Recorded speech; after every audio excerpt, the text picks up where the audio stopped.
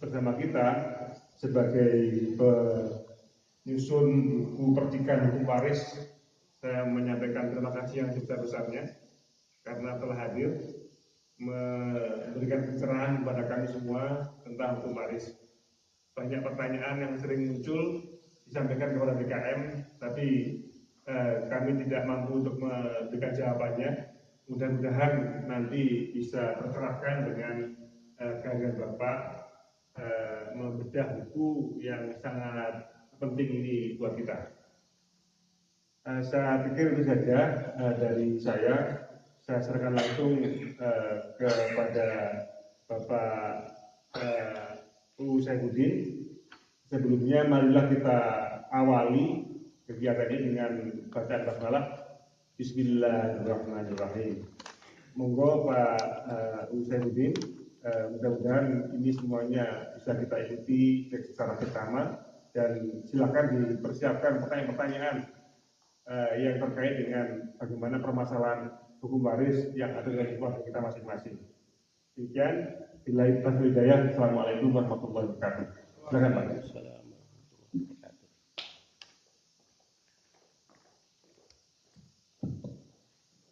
Assalamualaikum warahmatullahi wabarakatuh.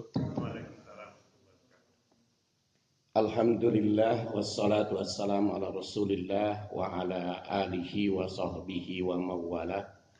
Amma ba'du fa ya ibadallah usikum wa iyaya bi taqwallah fa innal jannata uiddat liman ittaqah. Bapak-bapak dan ibu-ibu rahimakumullah, puji syukur kita panjatkan kehadirat Allah Subhanahu wa taala. Pada pagi ini kita bisa bersilaturahim di dalam rangka meningkatkan pemahaman kita tentang hukum waris yang memang seperti tadi dikemukakan oleh Bapak bahwa hukum waris itu satu-satunya syariat Islam yang dibahas secara rinci dan detail oleh Al-Quran secara langsung.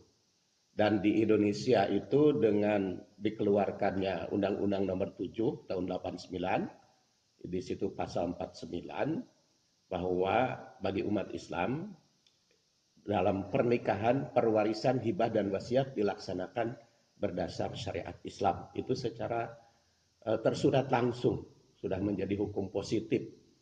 Jadi kalau membagi waris umat Islam Indonesia tidak berdasar syariat Islam, undang-undangnya yang dilanggar dua, yaitu syariat Islam dan undang-undang negara Republik Indonesia. Sebaliknya, kalau kita melaksanakan hukum Islam di dalam perwarisan, pernikahan, hibah dan wasiat, yang kita laksanakan adalah dua perintah, yaitu perintah syariah dan perintah undang-undang. Jadi ibadahnya juga dua nilainya. Baik, saya ada tugas untuk menyampaikan riwayat hidup, katanya secara langsung, pesan dari WA penyapa Rijal. Jadi saya langsung bacakan sendiri riwayat hidupnya, insya Allah ini lengkap, berbentuk purwakanti. Balada riwayat hidup pribadi dalam untaian kata yang purwakanti. Di kampung Cibitung, kulahir ke bumi. Sebagai putra dari Nana dan Ahmad Satibi. Jadi ASM itu Ahmad Satibi Mangku Alam. Usia 4 tahun ditinggal wafat Bunda Sejati. Sejak itu ku tinggal bersama Nini, Aki Karta dan Nenek Lasmini. Di Tegal Caang dekat irigasi.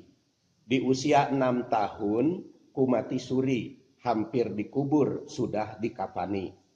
Tidak dikubur karena sehat kembali.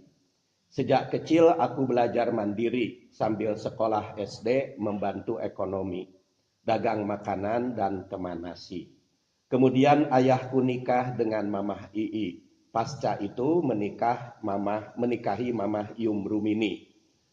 Mamah Yum itulah ibuku saat ini, yang masih mengayomi hingga kini. Masuk PGA 4 tahun, lanjutan studi yang dipimpin Bapak Hamami. Sambil berdagang cengek tarasi, jualan sayuran kebutuhan sehari-hari. Lanjut PGA 6 tahun, Al-Ma'arif dekat Toko Lili di kota Cianjur sambil jadi santri di Al-Insyirah Asuhan Ajengan Pudoli. Sambil jadi guru ngaji di Aang Jaju Al-Quran diaji, di Bojong Herang ngaji sepekan sekali. Di pesantren itu ada gadis menarik hati, anak angkat Abdul Mafahir sang kiai. Putri Itoh dan Jarkasih cucunya Aki Ahi. Dia adik kelas PGA, aku simpati. Juhayanah jadilah kekasih sejati. Tahun 76 ke Bandung masuk inisi. Semester kedua jadi anggota redaksi di Firma Sumatera sama Bapak Buhori. Tahun 77 tanggal 21 Februari untuk menikah daku berani. Juhainah daku nikahi. Jadilah daku sebagai suami di usia 21 tahun daku beristri. Tahun 79 daku lulus inisi. Makna sholat dalam membina pribadi dijadikan risalah skripsi. Tahun 86 lulus Unisba jurusan PAI. Tesis keluarga sakinah yang dikaji. Sejak tahun 86 jadi dosen Unisba Taman Sari. Sejak tahun 91 bimbing umroh dan haji. Tahun 2004 lulus studi pasca sarjana UIN Gunung Jati. Tentang khairun nisa yang diteliti. Kini 2 putra dan 2 putri. Putra kami sudah beristri, putri kami sudah bersuami. Yang kedua Rina, yang pertama Dodi. Yang keempat Irsad, yang ketiga Yusni. Nur Jamilah istrinya Dodi, Rina dinikahi Andri, Munawar menikahi Yusni, Irsad menikahi Astri, Fatina dan Rusda anaknya Dodi, Rina berputra 4 dan 1 putri. Ivan Nujhan Jayid Filhaq Satria anaknya Andri. Salman dan Kamila cucuku dari Irsad dan Andri. Kami selalu berdoa pada Ilahi, sejak kecil berhati suci, masa remaja menjaga diri, begitu dewasa bersuami istri, tunaikan rukun Islam termasuk haji. Semakin dewasa, rajin berbakti, semangat juang membangun negeri, sehat jasmani, ruhani, dan ekonomi, sugih mukti loh jinawi, banyak harta maupun harti, iman sebagai dasar hidup abadi, hijrah dan jihad tidak terhenti, jadi syuhada tatkala mati, masuk surga di akhir nanti. Amin.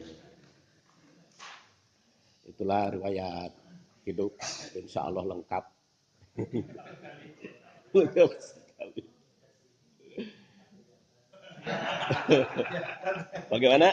Enggak, kesininya dihubungi Pak Rijal Sani. Oh iya, tadi tambah datang ke PP4 TK, PMTI, Teknik Industri, dihubungi Pak Rijal Sani. Akhirnya bisa bertemu pagi ini. Baiklah, ibu-ibu dan bapak-bapak rahimakumullah.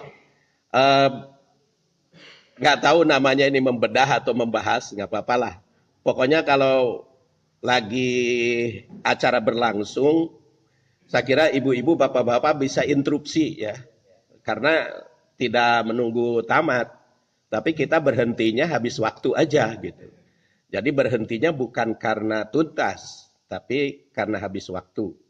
Kita sepakati sampai jam 11. Ya, kita sepakati sampai jam 11, tuntas atau tidak, tutup. Gitu. Nanti ketemu lagi. Gitu. Dan ini juga seperti biasa, kalau ada kegiatan saya siarkan langsung di FB. Ya, streamingan lah. Dan nanti juga setelah itu datang ke rumah, diabadikan di YouTube. Itu biasanya. Pokoknya apapun saya ceramah atau pengajian biasanya seperti itu. Dan YouTube-nya itu adalah Saifuddin ASM di YouTube. Nah, ini tadi yang saya sampaikan bahwa Undang-Undang Peradilan Agama nomor 7 tahun 1989 tentang peradilan agama pasal 49.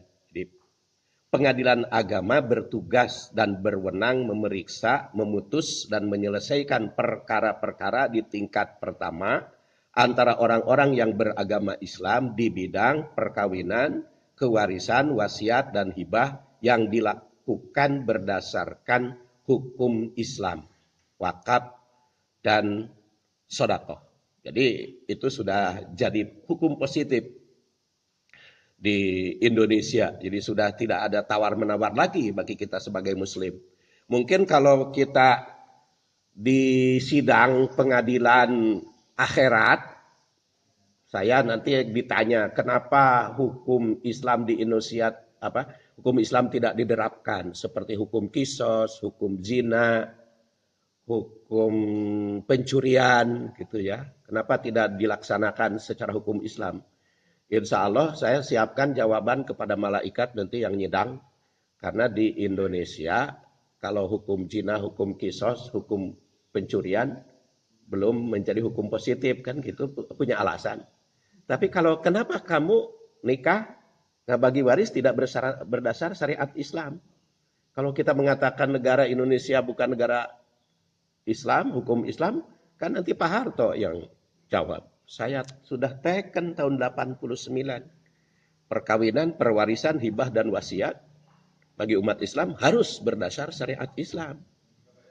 Makanya saya katakan tadi, kalau kita laksanakan dengan ikhlas, ridho, pahalanya taat kepada Allah, taat kepada pemerintah.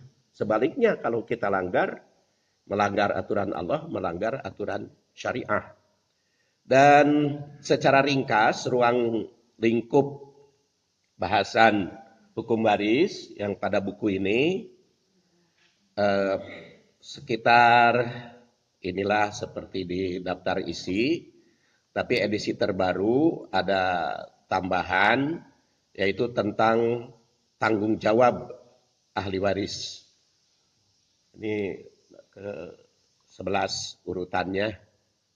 Jadi kenapa saya sampaikan di buku ini tidak hanya urusan hukum-hukum waris, tapi juga dirangkaikan dengan tanggung jawab ahli waris, karena kebanyakan justru ketidaksiapan anggota masyarakat dan keluarga menerapkan hukum waris berdasar syariat Islam karena mereka tidak mengetahui atau kurang paham tentang tanggung jawabnya, tanggung jawab ahli waris. Sehingga sering bertanya, kok kenapa kan sama-sama anak, laki-laki dengan perempuan kok harus berbeda? Laki-laki 2 kali perempuan. Ya karena tidak paham mereka tanggung jawabnya. Padahal hukum Islam itu yang namanya adil adalah hak sesuai dengan tanggung jawab. Jadi adil itu bukan sama rata. Tapi apabila hak itu sesuai dengan tanggung jawabnya. Kan bapak dan ibu juga di kantor gajinya kan tidak sama. Berbeda-beda.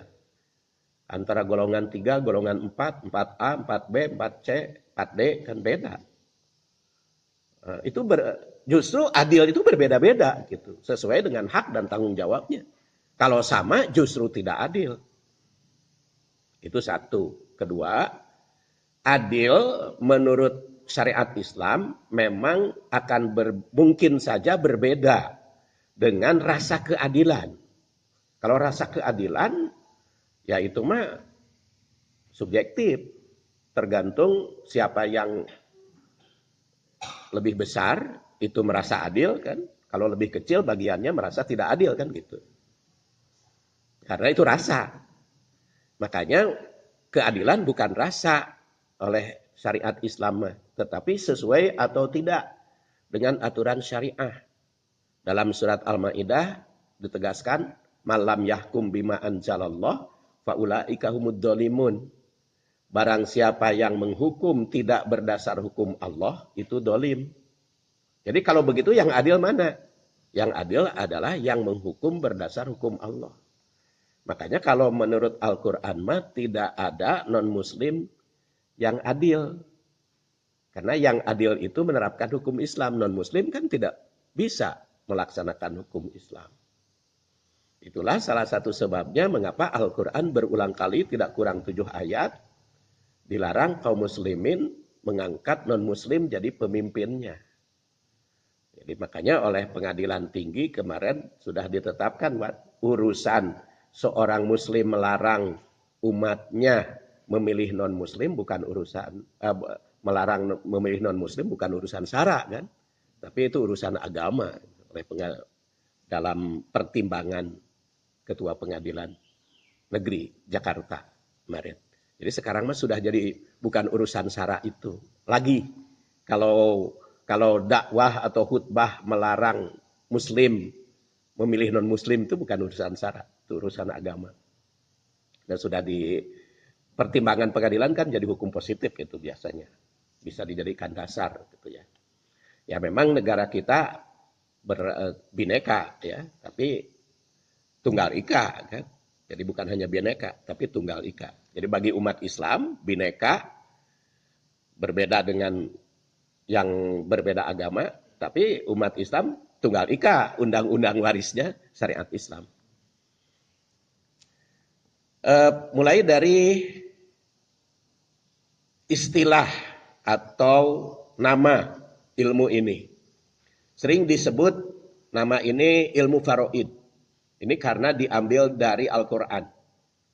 Aba'ukum wa abna'ukum la tadaruna ayyuhum aqrabulakum naf'a faridotan minallah. Jadi faridoh. Makanya ilmu faraid.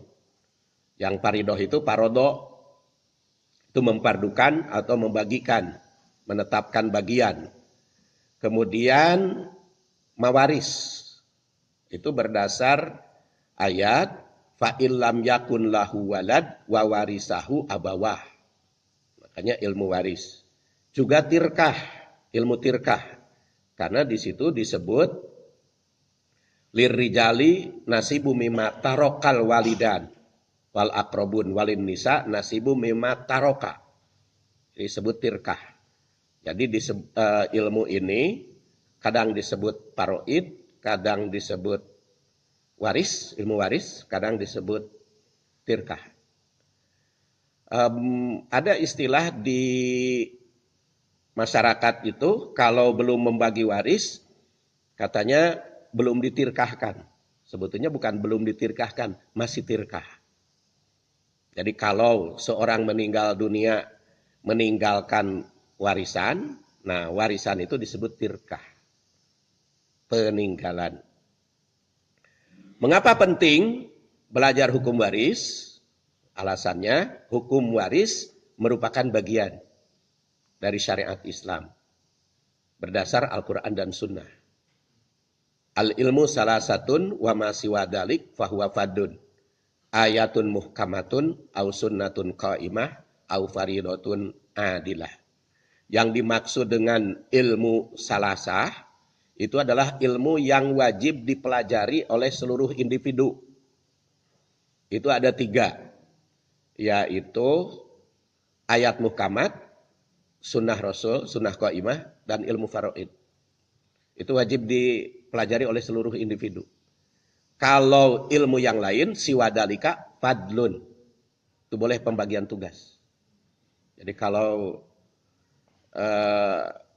ada yang mengambil pelajaran kesehatan, politik, teknologi, itu semuanya fardu kifayah. Jadi boleh bagi-bagi sesuai dengan kemampuan masing-masing. Tetapi kalau yang 3 ini, ayat muhkamat, sunnah, rasul, dan ilmu faraid harus dipelajari oleh setiap individu. Yang fardu kifayah itu keahliannya, menjadi ahli. Tapi mempelajarinya wajib.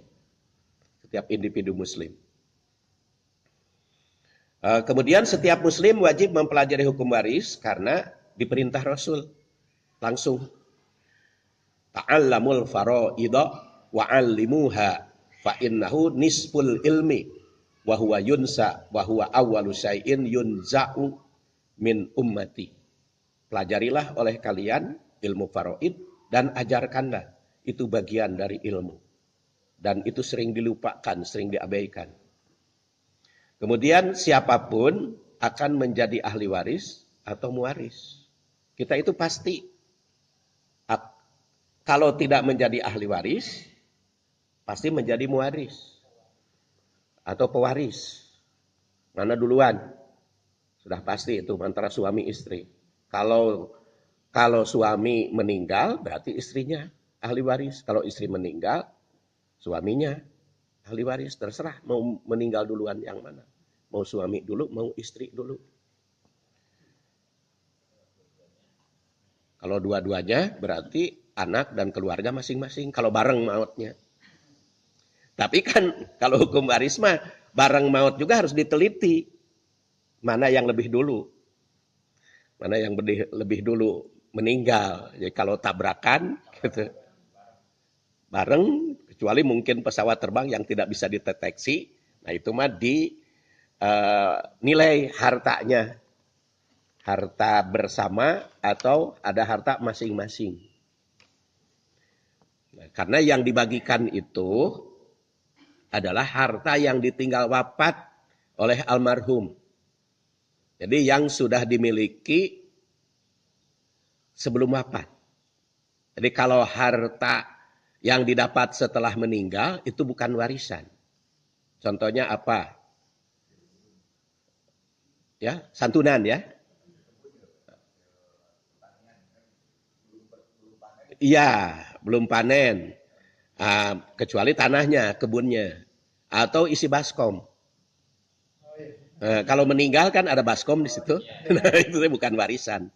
Itu mah tidak dihitung oleh ilmu waris. Ya. Angpau, santunan. Ya. Kemudian, apa pentingnya membagi waris secara syar'i? Pertama, membagi waris berdasar syariah diperintah langsung oleh Al-Quran. Kemudian yang kedua, harta yang dimiliki manusia bersifat sementara dan akan diwariskan. Itu sudah pasti. Kebanyakan manusia itu kikir dan rakus. Lalu aturan waris telah ditetapkan Quran. Nanti saya bahas satu persatu. Kemudian Allah yang maha bijaksana dan maha adil. Kemudian hukum adil adalah yang berdasar hukum Allah. Al-Ma'idah tadi. Dan orang yang membagi waris tidak berdasar Islam, itu langsung ancamannya neraka oleh Al-Quran surat An-Nisa. Jadi urusan warisan mah ditaati atau tidak bukan urusan dunia belaka. Tapi urusan akhirat, neraka. Makanya boleh Bapak dan Ibu teliti. Orang yang rakus harta warisan di dalam keluarga, insya Allah hartanya itu mau berkah hilang. Rata-rata hilang. Jadi itu mah sudah saya beberapa kali membagi waris. Ada yang tidak ditaati oleh sebagiannya. Nah itu mah tepuguh kemana aja gitu. Ya ditipu teh hilang tanpa bekas, tanpa ada apa-apa pokoknya. Karena memang Quran menetapkan innalladzina ya'kuluna amwalal yatama bidulmin ka'annama ya'kulun nar fi butunihim naro. Sungguhnya orang yang memakan harta anak yatim secara tidak halal, ahli waris lain yang bukan hak, itu sama dengan mengumpulkan api neraka di perut. Jadi itu semakin banyak, semakin panas. Dan itu mah sudah Allah Subhanahu wa Ta'ala tetapkan seperti itu ketentuannya. Sehingga tidak berkah, hilang tanpa bekas. Kemudian yang pertama tadi harta yang dimiliki manusia bersifat sementara. Ini Hadis diriwayatkan dari Mutarrab, Rasul bersabda, Yaqra'u alhaakumut takasur, setelah beliau membaca surat At-Takasur, Yaqulu ibnu Adam mali mali, wa qala wa hal laka yabna Adam min malik illa ma akalta fa'afnaita aw labista fa'ablaita aw tasaddaqta fa'amdoita. Banyak orang yang mengatakan ini hartaku, ini hartaku. Ini milikku, ini milikku. Padahal kalau kita teliti, tidak ada yang menjadi milik dia. Tidak ada yang menjadi harta dia kecuali yang akalta, yang dimakan. Dan setelah dimakan, masuk tenggorokan, langsung perut terbuang. Dan makanan yang mahal dengan yang murah, bedanya hanya dari piring sampai ke tenggorokan. Setelah ke tenggorokan masuk septic tank mah nggak ada perbedaan. Yang bubur 6.000 dengan bubur 60.000. Sama-sama bubur sudah jadi. Nggak ada bedanya. Tapi itu jadi rezeki yang dimakan. Yang kedua yang jadi rezeki itu palabista yang dipakai. Sampai lapuk. Itu jadi rezeki. Jadi pakaian yang menjadi rezeki bukan yang di lemari. Itu belum tentu. Tapi yang dipakai sampai lapuk. Kalau sudah lapuk tidak ada arti. Au tasodakta. Atau yang disedekahkan. Itu yang menjadi rezeki kita. Nah bagaimana yang tidak dimakan, tidak dipakai, tidak disedekahkan. Paling alternatifnya dua. Anta dahibun, Anda meninggalkan harta, atau harta meninggalkan Anda. Yang tidak dimakan, tidak dipakai. Seperti bapak dan ibu punya tabungan. Miliaran di bank. Bapak meninggal dunia. Mendingan kalau istri kita punya nomor PIN. Dan ada buku tabungannya. Kadang-kadang kan suami nggak mau ngasih nomor PIN-nya ke istrinya. Berarti suaminya meninggal, uangnya miliaran di bank, PIN-nya tidak ada, bukunya juga tidak ada, karena banknya hanya elektronik. Itu kemana? Hilang. Dan itu banyak kasus sekarang. Banyak kasus sekarang. Uang itu yang untung Goldsmith. Goldsmith yang untung itu kan ke situ aja kan. Jadi yang ditabung dari awal belum tentu jadi rezeki. Atau jadi kalau tidak dimakan, tidak dipakai, tidak disedekahkan, ya cuma dua aja. Anda meninggalkan harta karena maut duluan. Atau harta meninggalkan Anda, hilang tepuguh. Gitu. Nah, maka karena ada harta yang ditinggalkan oleh kita, kemudian menjadi milik ahli waris. Bukan milik kita lagi. Karena jadi milik ahli waris, maka Allah Subhanahu wa Ta'ala langsung intervensi membaginya. Supaya apa? Supaya yang rakus-rakus manusia itu tidak merugikan pihak lain. Itu sebetulnya salah satu hikmah. Jadi berdasar kenyataan, harta itu yang dimakan jadi rezeki, tapi hanya lewat. Akhirnya sirna. Dipakai jadi rezeki, sampai lapuk, sirna juga. Disedekahkan, itu yang abadi, ya, yang diinfakkan. Itu yang abadi. Yang tidak dimakan, tidak dipakai, tidak disedekahkan, ya harta meninggalkan kita atau kita meninggalkan harta. Itulah makanya hukum waris. Kedua, kebanyakan manusia itu bertabiat rakus dan kikir. Tadi, karena rakus dan kikir, maka akan berebut.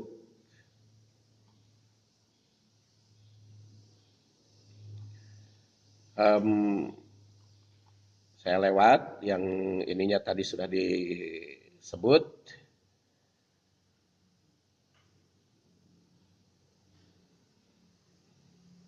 Keadilan. Ya. Ayat berikutnya.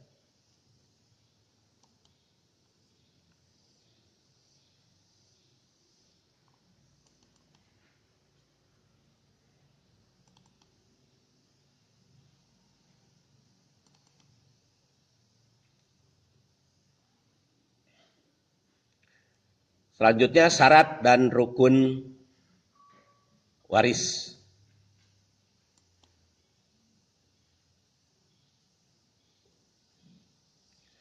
Syarat dan rukun waris itu kalau kita lihat dari syarat, pertama ada yang wafat.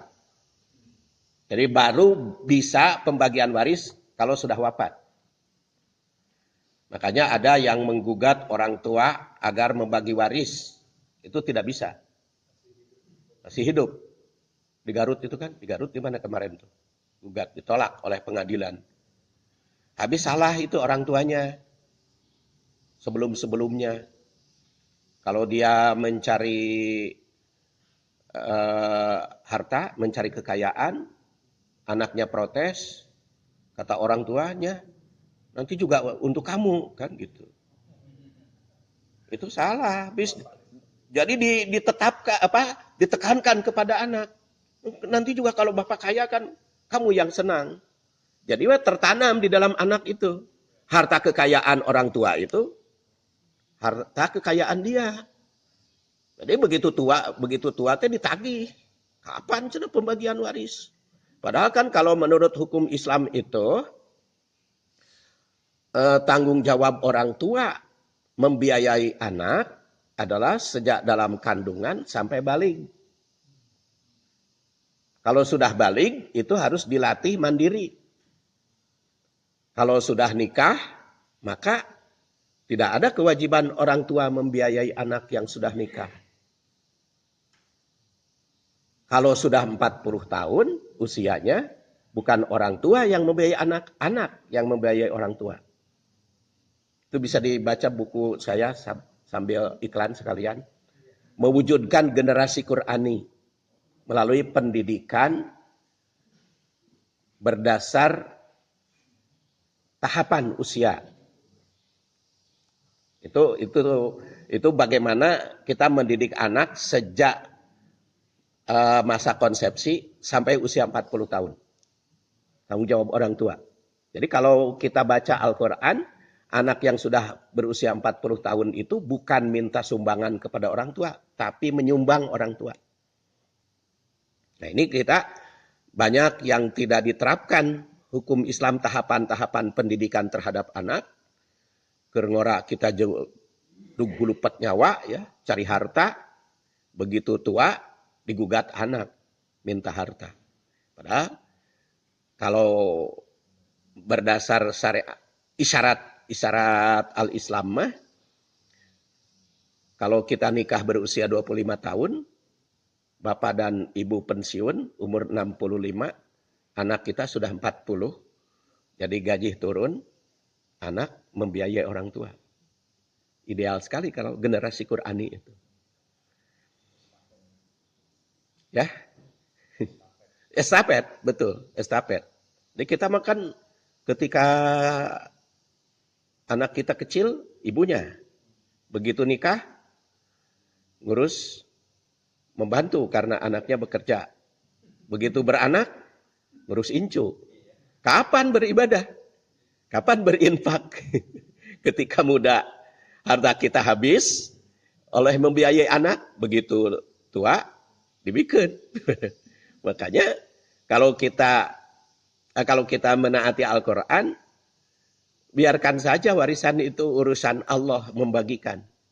Jadi kalau kita sudah lanjut usia itu ya manfaatkan saja. Sambil mengkader keturunan kita dewasa.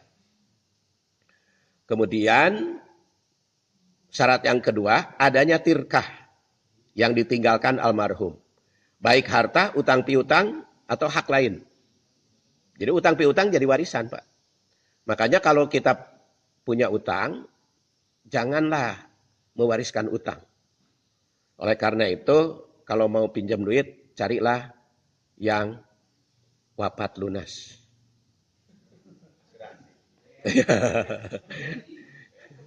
Ya mangga itu.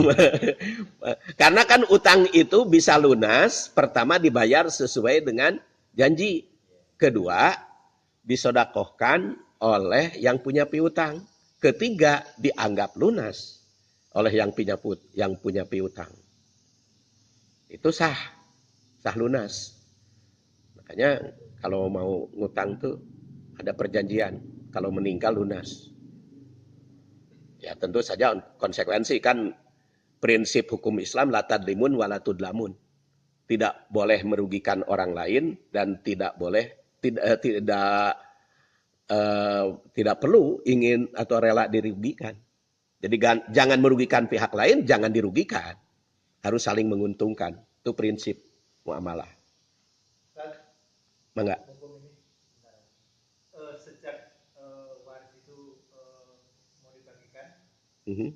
berapa jarak harinya orang itu meninggal sampai itu harus segera dibagikan?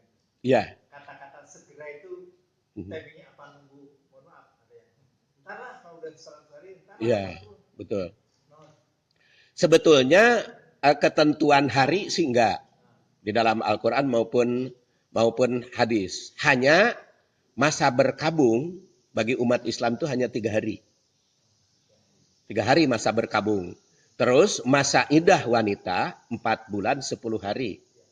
Itu 2 ya. Jadi 1 masa berkabung 3 hari. Kedua masa idah perempuan 4 bulan 10 hari. Kecuali kalau hamil. Kalau hamil itu sampai melahirkan.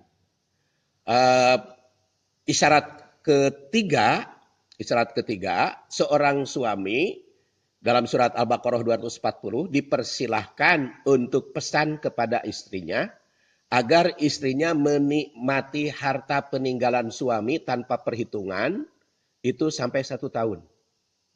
Jadi kalau seorang suami meninggal, maka boleh istrinya itu menikmati harta suami apapun bentuknya sampai 1 tahun. Kecuali kalau dia menikah setelah habis masa idah. Dan itu menempati rumah. Itu memberi isyarat. Artinya gini, kalau membagi waris sebelum 1 tahun, maka biaya hidup sang janda itu disediakan dari harta suami. Di luar waris. Ini tadi rukun warisnya. Ahli waris sudah saya bahas. Mangga.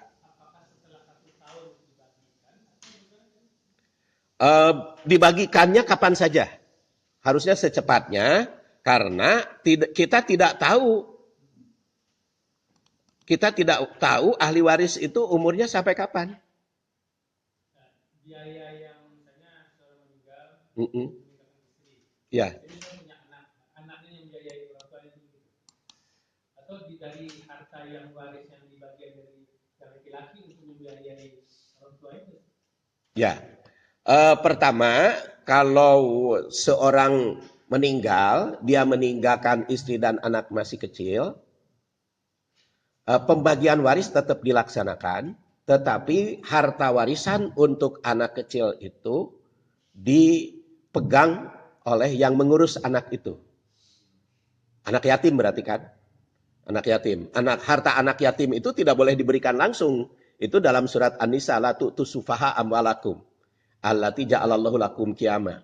Jangan engkau serahkan langsung kepada anak yang masih belum dewasa. Jadi harus dipegang. Dan kalau anak itu belum berusia 2 tahun, maka berada di asuhan ibu. Wal walidat yurdina auladahunna haulaini kamilani. Kamilaini liman aroda ayutimar rodo'ah. Jadi kalau seorang suami meninggalkan anak yang belum berusia 2 tahun, anaknya di bawah asuhan ibu. Biaya hidup anak dan ibu itu dari harta anak yatim itu. Hak anak yatim itu. Dan ibu itu yang menyusui harus diperhitungkan karena warisan untuk sang ibu itu utuh. Yang 1 tahun itu dia adalah santunan ibu. Jadi biaya anak mah dari harta si anak itu. Nah, dan secara hukum Islam anak yatim itu merupakan tanggung jawab keluarga almarhum ayah. Dalam hukum Islam begitu. Jadi bukan kalau di Sunda kan kalau seorang laki-laki meninggal yang sibuk mengurus anak yatim itu kan keluarga ibu. Bukan keluarga ayah. Kalau menurut hukum Islam itu keluarga ayah. Karena keluarga ayah itulah yang jadi wali. Yang pengampu itu. Dan istrinya pun sang janda itu hidupnya harus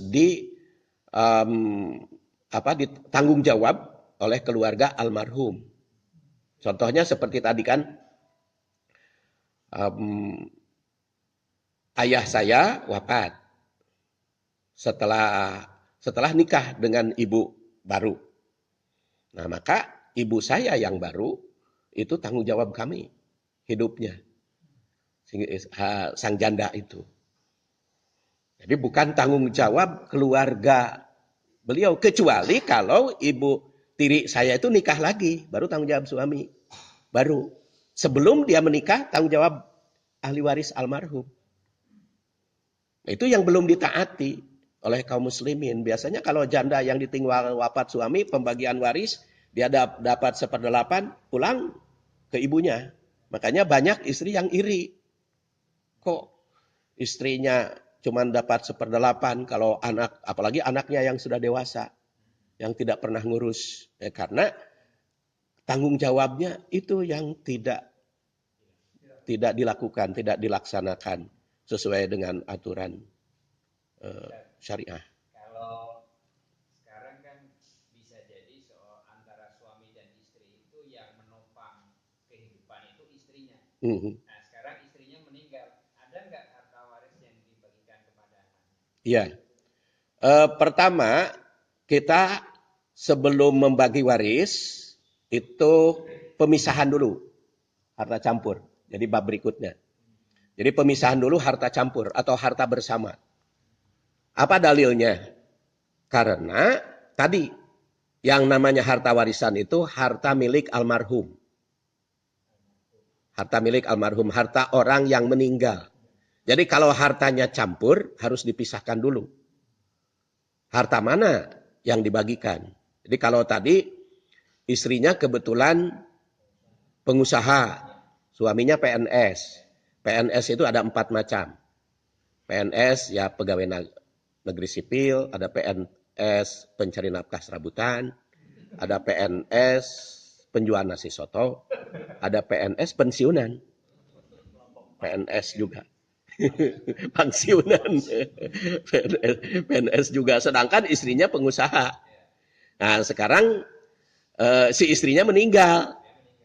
Nah, maka kan pertama mana harta istri itu? Dipisahkan. Kemudian dari harta istri yang telah dipisahkan, suami dapat. Kalau si istrinya tidak punya anak, berarti dia 1/4. Setengah kalau istrinya tidak punya anak. Setengah harta. Tapi kalau istrinya punya anak, 1/4. Dari harta mana? Harta istri. Makanya nikah dengan janda kaya itu untung. Apalagi kalau janda kayanya tidak punya anak. Nini gitu naon buru-buru maut. Ngarep. Iya 50%, Pak. Kalau janda kaya mah. Apa bukan janda kaya, janda yang tidak punya anak gitu. Meninggal 50%. Harta 50%. Kalau takdir saya nggak tahu. Yang 50% keluarga dia. Keluarga si almarhum itu, almarhumah itu. Kalau dia punya ayah ibu, ayah ibunya. Tapi kalau dia tidak punya ayah dan ibu, saudaranya. Sampai batasannya sejauh mana Pak keluarga istrinya sampai kan istrinya keluarganya panjang. Ya, kan prioritas pertama ayah dan ibu. Kalau tidak punya ayah dan ibu, baru saudara. Saudara sekandung dulu. Kan saudara sekandung itu ada juga saudara seayah tanpa ibu. Beda ibunya. Itu prioritas kedua. Terus, kalau tidak punya saudara sekandung, saudara seayah. Kalau tidak punya saudara seayah, saudara seibu saja. Kalau tidak punya, maka lari ke paman. Paman dari ayah. Jadi kakak atau adik ayah. Kalau tidak punya juga, maka anak paman. Terus, sampai bau-bau sinuk. Kata orang Sunda. Saya belum tahu Pak Rijal bahasa Indonesianya bau-bau sinuk gitu. Iya gitu.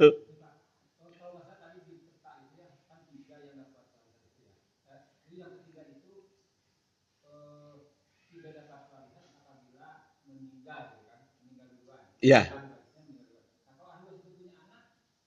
Ya, itu bukan warisan.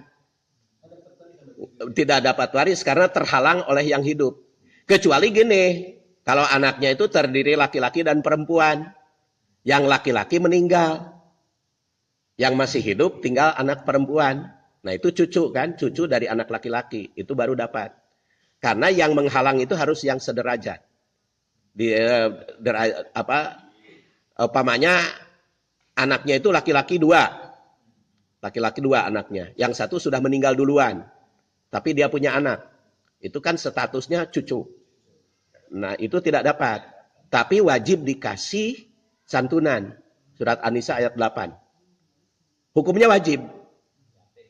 Itu yatim.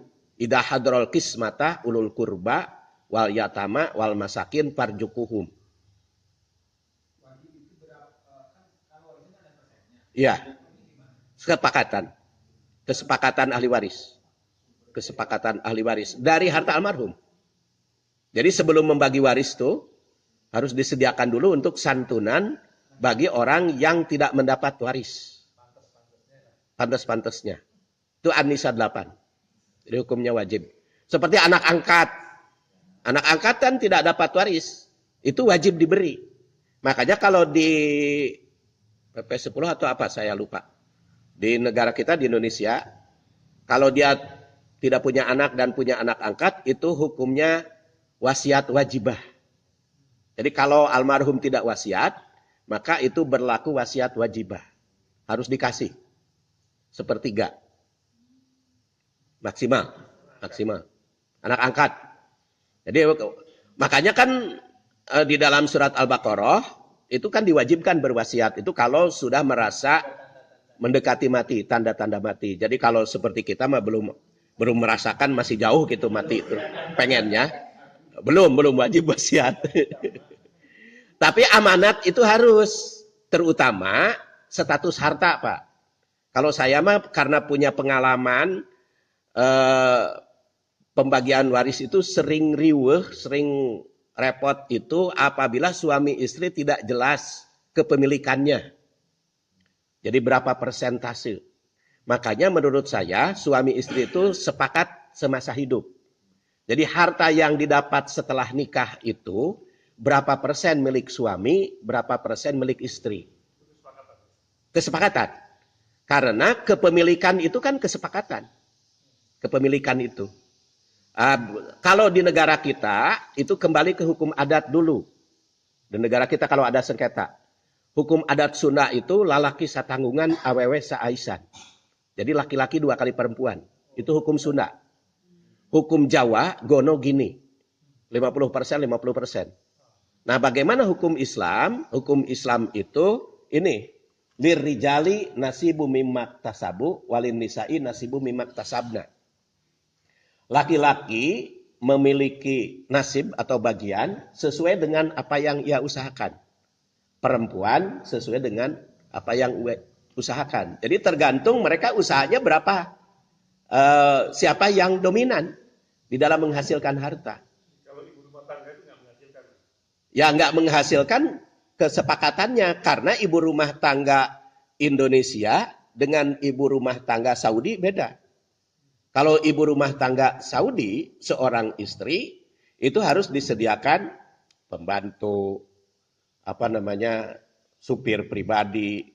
Dan kalau suami punya utang, hukum di Saudi sekarang, kalau suami punya utang meninggal, yang ditagih bukan istrinya, tapi anak atau orang tuanya. Kalau di Indonesia, suami punya utang kan istrinya. Nah, berarti itu ada konsekuensi. Berarti ibu rumah tangga pun kalau di Indonesia punya saham. Berapa sahamnya? Kesepakatan bersama. Suami istri. Iya, yang pas itu bagi yang sama-sama. Tetapi kalau suaminya yang sangat dominan, kemudian istrinya lebih dari satu, kan susah gono gini itu.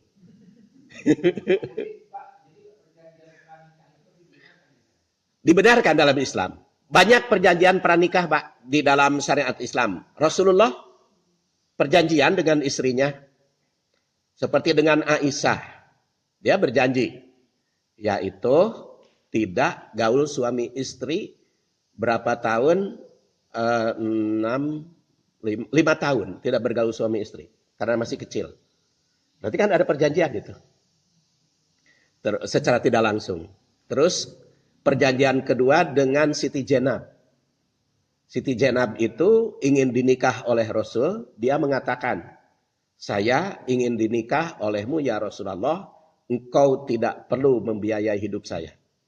Dan harta milik saya akan korbankan untuk perjuanganmu. Itu Siti Jenab. Dia kan pengusaha kulit. Siti Jenab. Mantan istri Zaid bin Harisah. Dia punya warisan dari kakak dan ayahnya. Jahaz dan Abdullah. Kaya. Terus Siti Saudah.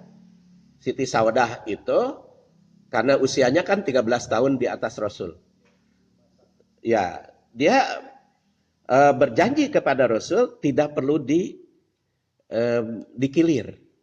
Kiliran beliau diserahkan ke Aisyah. Jadi perjanjian dalam rumah tangga suami istri itu ada. Ada contoh Rasul. Dan banyak itu dengan istri-istrinya ada kesepakatan. Makanya silahkan sebelum meninggal ada perjanjian umumkan kepada anak-anak. Jadi seluruh harta yang didapat setelah nikah sekian persen milik ibu atau milik istri, sekian persen milik suami. Itu mah kesepakatan. Dan itu bisa dicatat, kan wajib mencatat. Ya, di dalam Al-Quran surat Al-Baqarah 282, ya ayyuhalladzina amanu idza tadayantum bidainin faktubuh. Wahai orang yang beriman, apabila kamu mengadakan transaksi yang ditangguhkan, tulis. Jadi menulis itu wajib. Dan harus ada saksi. Jadi supaya begitu meninggal, karena kita kan pasti meninggal. Jadi suami meninggal sudah jelas. Oh, dalam perjanjian dulu almarhum suami meninggal adalah milik suami 60% umpamanya. Maka yang dibagikan 60%. Dari 60% itu istri dapat lagi kan.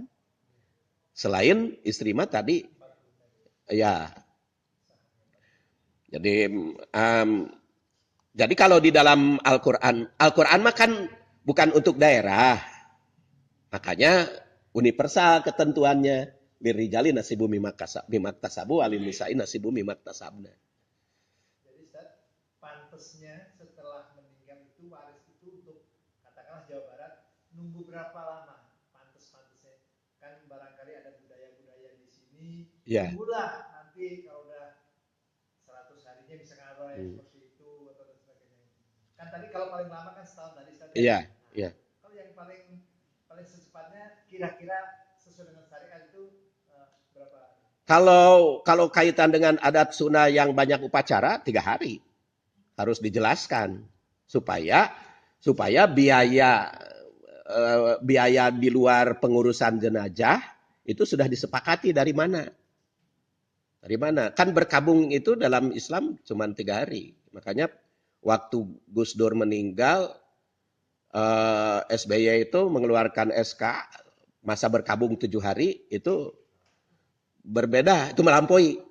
Seharusnya berkabung itu 3 hari maksimal. Kalau saya belajar ini harus itu kayak terlalu panjang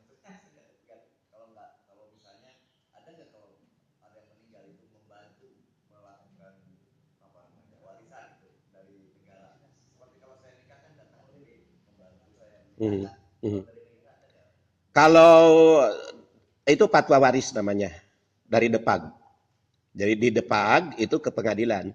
Tapi sebelum pengadilan, kalau di pengadilan itu disarankan dulu keluarga. Nah di dalam Al-Quran surat Al-Baqarah itu wa in hibtum syiqaqa bainihima fab'asu hakaman min ahli wa hakaman min ahli. Jadi kalau ada diperkirakan persengketaan dalam keluarga, angkat dari pihak suami satu orang ahli dan angkat dari pihak istri satu orang ahli. Jadi kedua belah pihak.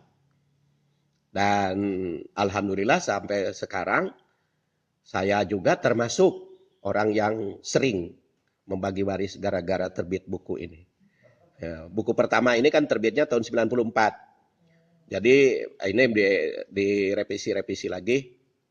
Jadi sampai sekarang sering. Dan itu yang paling praktis membagi waris itu, salah satu orang ahli waris bertanya, minta fatwa dari yang punya keahlian. Biasanya saya keluarkan fatwa, pendapat berdasar Quran, hadis, haknya begini-begini. Nah nanti kalau ingin disahkan, setelah ditanda tangan, ya sepakat ahli waris, pembagian warisnya berdasar ini, tanda tangan semua ahli waris. Setelah ditanda tangan semua ahli waris, bawa ke notaris, minta diaktekan.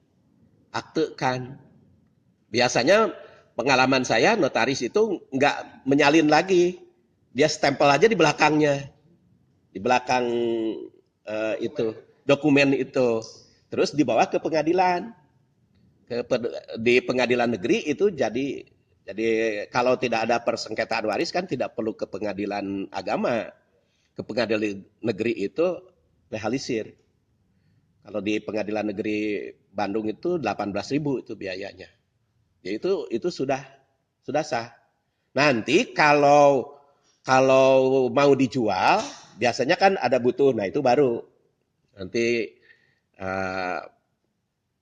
tergantung kepada pembeli itu cepat sekali kok. Yang sulit itu apabila ada persengketaan. Makanya selesaikan dulu dalam keluarga. Jadi jangan belum apa-apa sudah ke pengadilan. Nah itu mah prosesnya lama. Tapi kalau sudah selesai dalam keluarga, kan sama bercerai juga kan begitu, bercerai bernikah juga. Bercerai juga kalau sudah suami istri nanda tangan, sepakat mau bercerai, tidak akan saling menuntut, datang ke pengadilan cuma 3 kali, pengadilan agama. Pertama registrasi, terus kedua bukan negosiasi istilahnya? Ya mediasi. Setelah mediasi, dalam mediasi itu mengatakan kami sudah bersepakat. Datang ketiga itu vonis 445.000 biayanya. 445.000. Ya, saya hafal karena sering bantu gitu. Yang mau cerai, yang mau nikah, yang mau bagi waris. Bukan pengacara tapi sering bantu. Nah kecuali kalau mereka bertengkar. Saya tidak ikut campur kalau bertengkar. Pengacara itu mah yang ngurus gitu. Waris juga begitu. Kalau biro konsultan untuk pembagian waris kayak di UI itu udah ada? Di Bandung sekarang dulu mah pernah ada, tapi sekarang mungkin tenaga ahlinya itu masih kurang, jadi sering ngambang gitu, Jadi akhirnya ya banyak ya ke pribadi-pribadi, ke ustadz-ustadz secara pribadi, karena mungkin di MUI belum ada tenaga khusus gitu, kecuali kalau ada persengketaan pengadilan. Enggak. Sudah sepakat.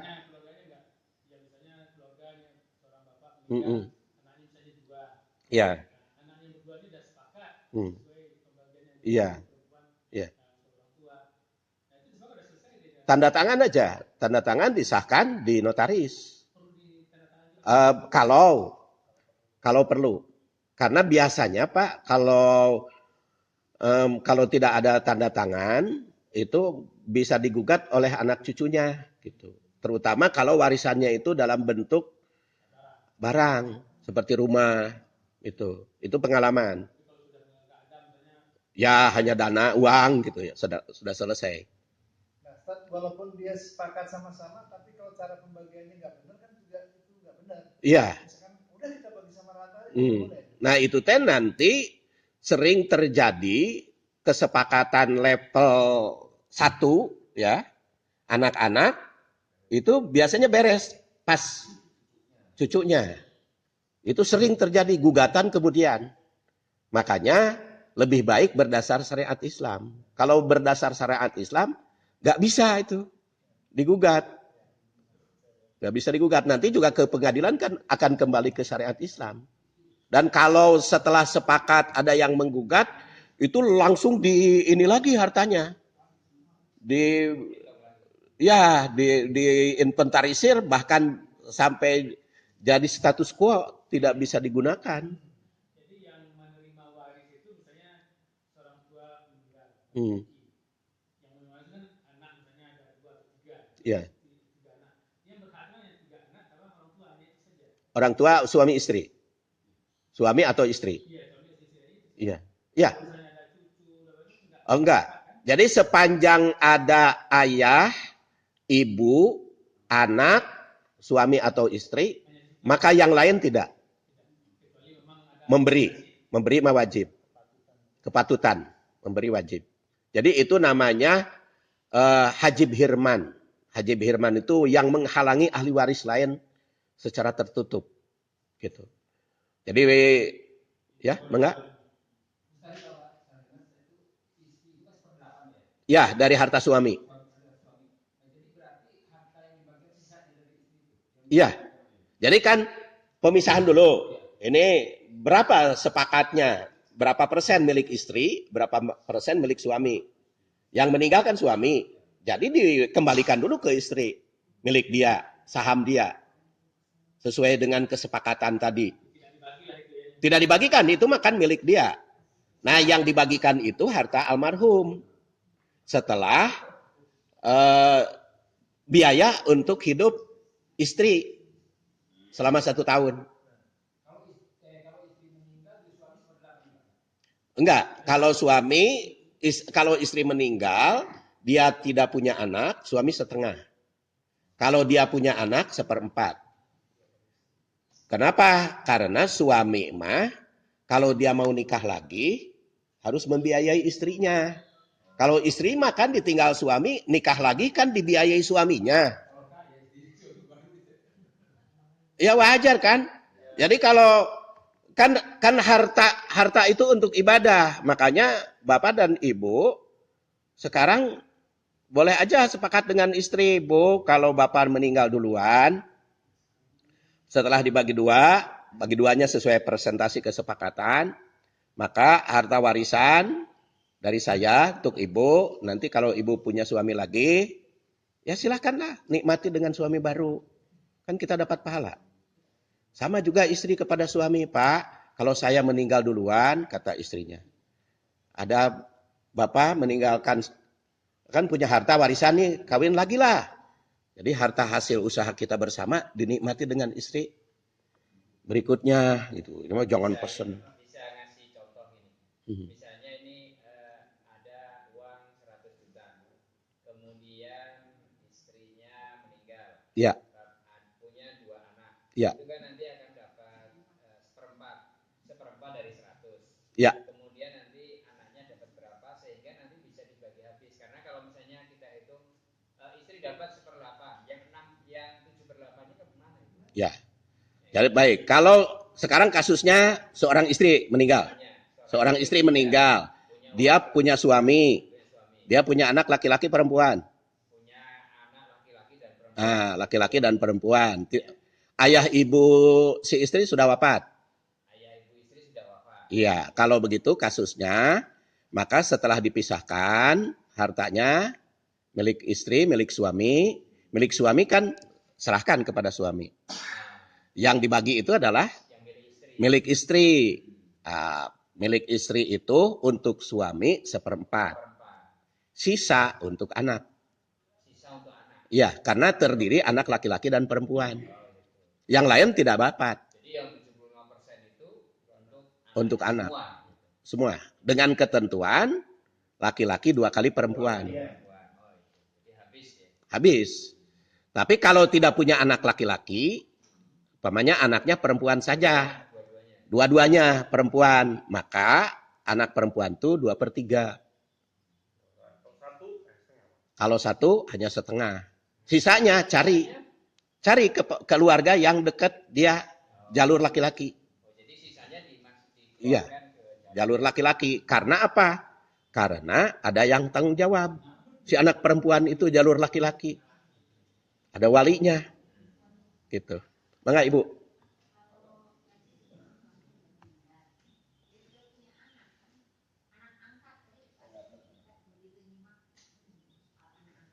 Iya.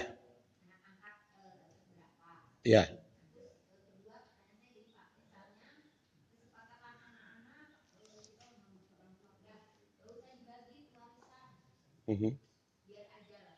Ya. Satu, anak angkat itu wasiat. Jadi 1/3. Wasiat maksimal 1/3. Kalau tidak wasiat, menurut fikih Indonesia dianggap wasiat. Harus dikasih. Kalau tidak punya anak. Itu fikih Indonesia. Jadi wasiat wajibah istilahnya. Dan memang penerapan kapan wasiat berapa persen, kan syariat Islam hanya menentukan tidak boleh melebihi 1/3. Nah, tidak boleh melebihi 1/3 itu harus berapa?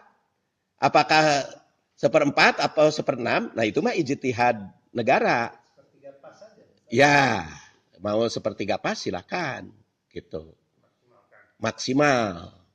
Itu satu, anak angkat. Terus kedua, kalau anak bersepakat warisan tidak dibagikan, berarti harta itu tidak ada pemiliknya. Sebelum dibagikan, harta itu namanya status hukum Islam itu tirkah, harta peninggalan, tidak ada pemilik. Tidak ada yang berhak menggunakan. Jadi sengketa. Harta sengketa. Iya, sama-sama itu kan nggak bisa sama.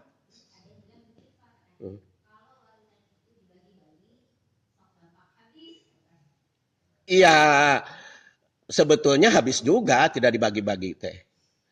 Yang gini, karena mereka beranggapan kalau dibagi itu harus dijual. Padahal tidak ada ketentuan harus dijual.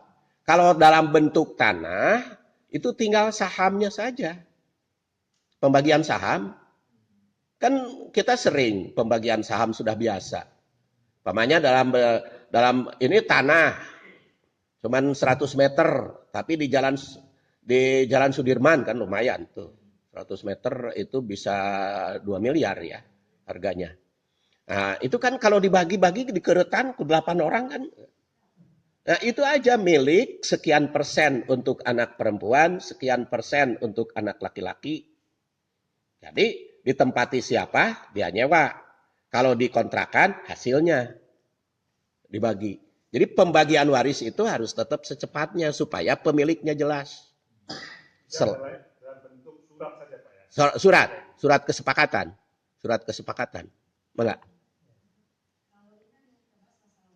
Iya. Iya.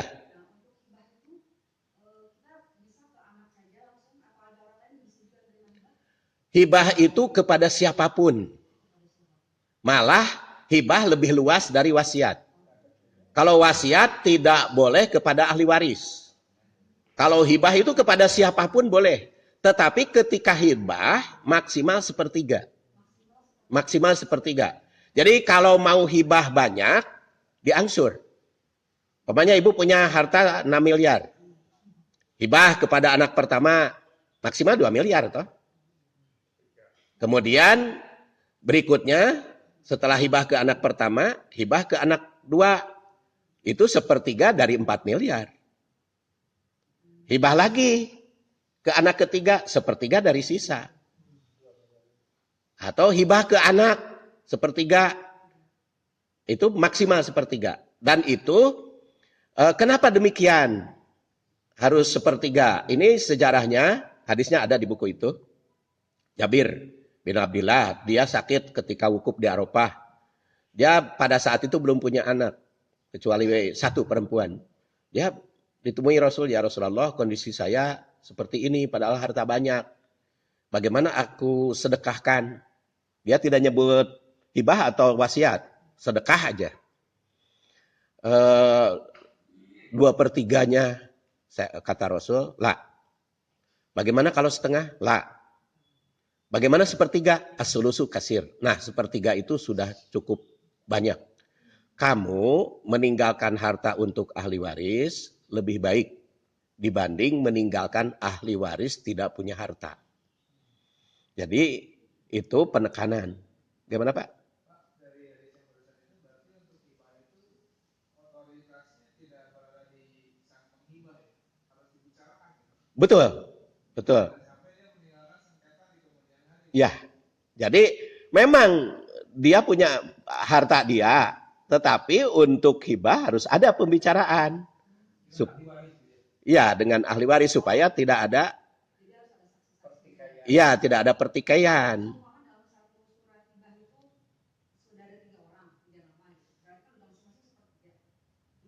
Kan tidak boleh bareng.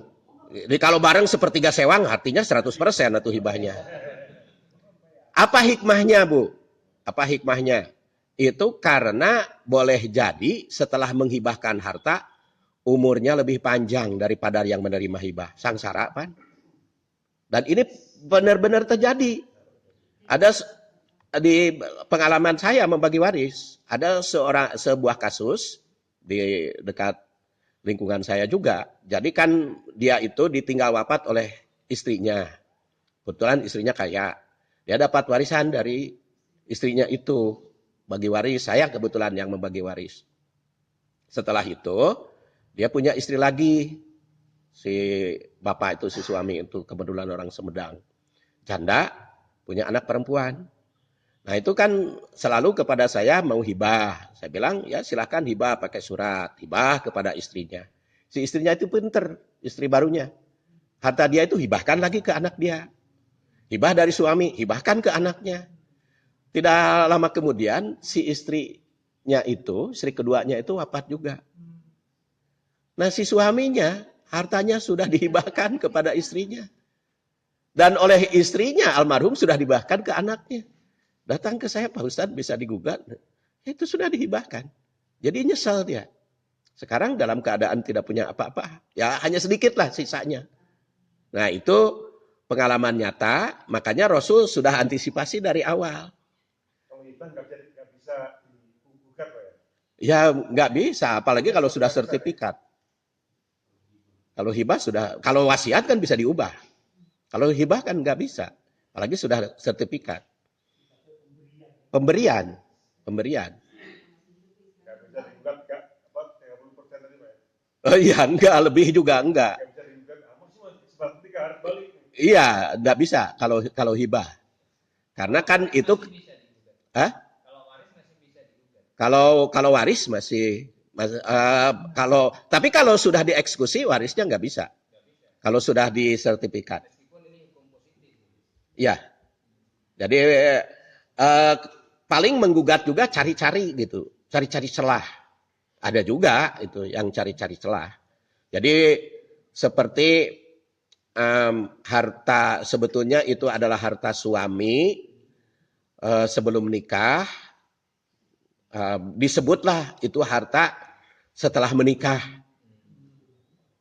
Karena lihat sertifikatnya setelah nikah. Padahal dia harta milik dari orang tuanya. Nah itu sering terjadi.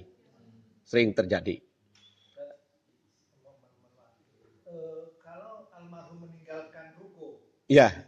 ruko 2, boleh nggak di antara sesama ahli waris itu bersepakat, ruko ini kita nggak bagikan dulu, tidak dijual dulu, kita perpanjang kontraknya, kemudian hasil kontrakan kita bagi sesuai dengan tadi. Iya. Betul. Boleh seperti Memang begitu yang bagus. Jadi bukan dijual, tapi dinilai kemudian ya kesepakatan lalu hasilnya. karena kan si almarhum ini Iya. Ruko ini jangan dijual. Kan wasiat itu kalau bertentangan dengan hukum Islam kan juga harus kita betulkan. Iya. Nah, berarti dalam hal penggunaan ruko tadi dibudayakan bisa ya? Iya, bisa. Bisa. Jadi kesepakatan. Salah satu ahli waris yang nggak setuju, tetap itu harus dibagi, Ustaz ya? Nah, bisa begini, kalau ada ahli waris yang tidak setuju, berapa persen hak dia? Dibayar bersama-sama. Bayar bersama-sama, berarti saham di sini hilang. Itu pengalaman di Jalan Suda, saya membahas itu.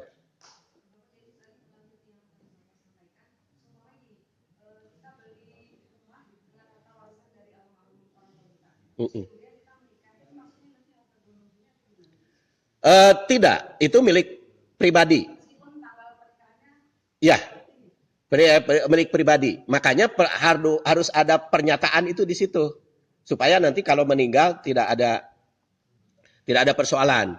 Jadi kalau istri mendapat hibah dari orang tua, itu baik tanah, rumah, atau mobil segala macam, itu harus ada penjelasan bahwa ini adalah harta pribadi istri. Ya, buktinya kalau sekarang ya di sertifikat itu. Dan kenyataan, Bu, walaupun sertifikat atas nama istri, kalau dibuat setelah nikah, itu masih tetap bisa digugat di Indonesia itu. Makanya harus ada pernyataan bersama. Kalau harus pernyataan bersama suami istri. Karena sekarang kenyataan begitu. Jadi walaupun sertifikat atas nama pribadi-pribadi, karena apa? Karena menurut hukum adat di Indonesia, nama di sertifikat belum tentu pemilik penuh. Maka disitulah ada celah persengketaan. Kan seperti mobil saya, BPKB-nya kan atas nama istri. Naon itu tujuannya atas nama istri? Karena ketika saya beli mobil, BPKB yang dulu dijual masih atas nama saya.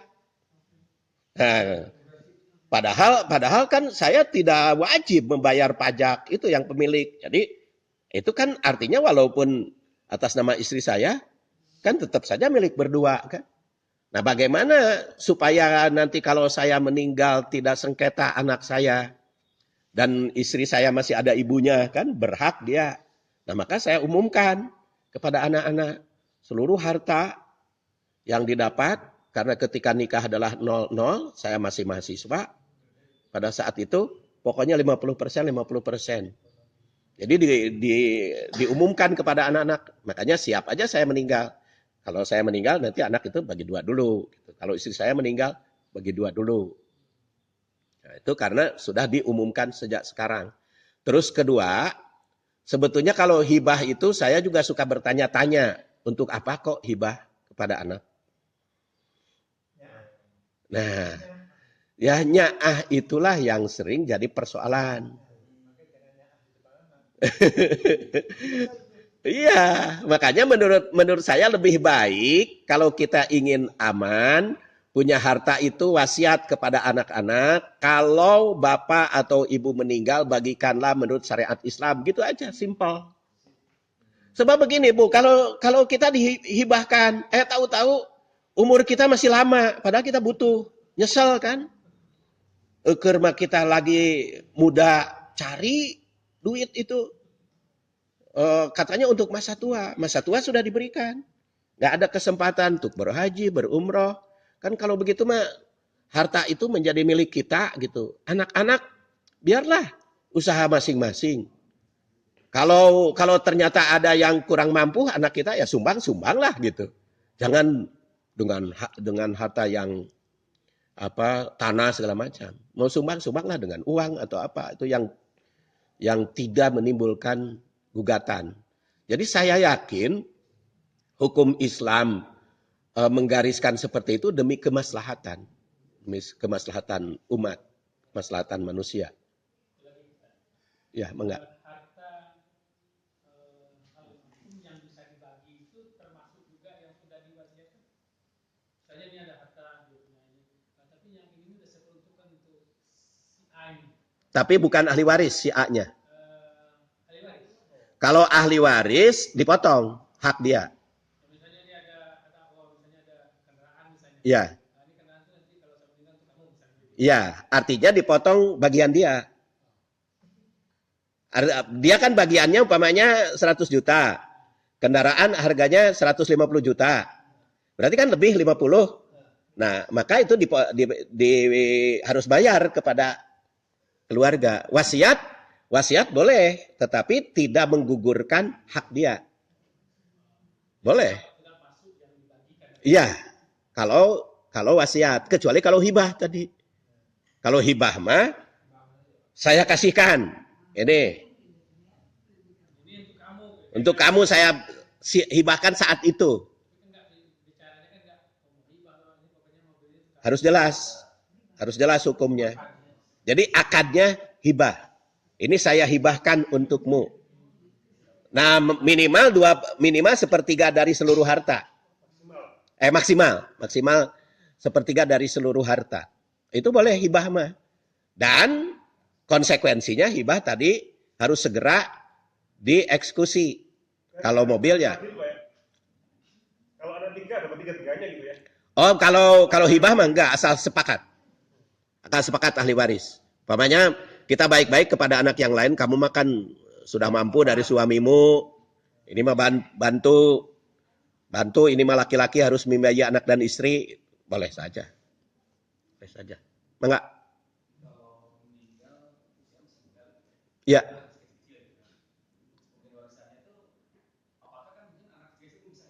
Ya. Ya. Ya. Itu kan dalam surat An-Nisa, la tu'tus sufaha amwalakum alladzi ja'alallahu lakum qiyaman. Jangan engkau berikan harta kepada anak yang belum bisa ngurus. Tapi kelolalah oleh orang yang bisa ngurus. Iya. Jadi kan disusui oleh ibunya. Itu biayanya dari uang dia. Diperhitungkan. Makanya di dalam An-Nisa ayat 6, wabtalul yatama. Ketika mau diberi harus diuji dulu. Ketika mau diberikan harta milik dia harus diuji dulu. Dia bisa ngelola enggak? Kalau belum bisa ngelola, pegang lagi. Gitu. Tidak boleh diberikan langsung. Enggak.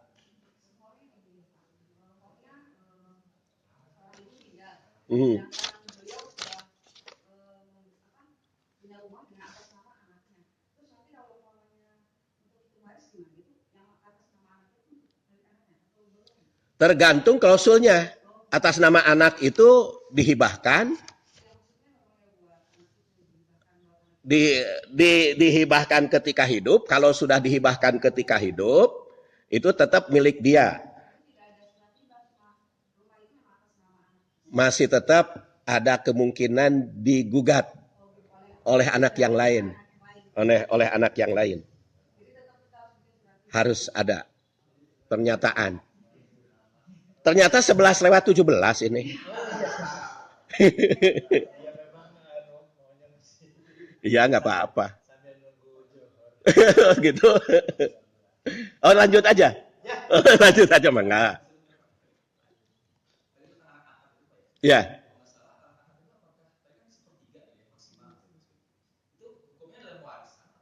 Wasiat.